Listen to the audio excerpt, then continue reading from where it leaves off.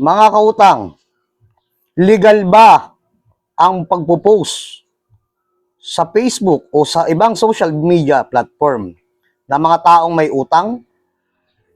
Yan po ay pinagbabawal sa batas. Dahil may kaakibat po yung parusa at may batas po tayo dyan na Data Privacy Act of 2012 and Cyber Libel. Okay? Ngayon, kung kayo ay pinost ang inyong muka, conversation, ID, or any private document without consent, yun ay papasok sa Data Privacy Act of 2012. At kung kayo naman i-post na may samang paninira, papahiya, o pagtawag ng mga samang salita sa social media, ay cyber libel po yan. Mabigat po ang kaso niyan at may kulong. Ngayon, sinasabi ng iba, okay lang daw dahil kasi for awareness purpose lang naman daw. Or hinahanap yung tao dahil hindi makontak. Hindi po yan exempted sa batas. Hindi po yan katanggap-tanggap. Yan dahilan na yan sa batas.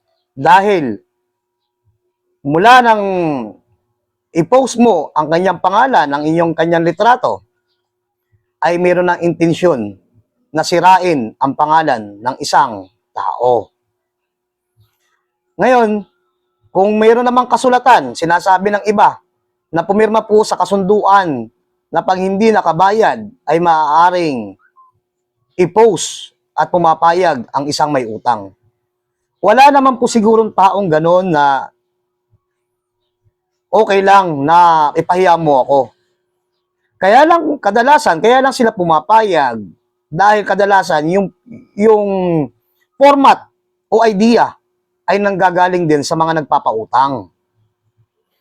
Dahil walang choice, dahil sa kagipitan, labag man sa kalooban, ay pumayag na lamang sila sa ganong kasunduan na maaaring magkaroon ng kaso ng pamimilit o tinatawag nating grave coercion o pamimilit kahit labag sa kalooban ng isang tao.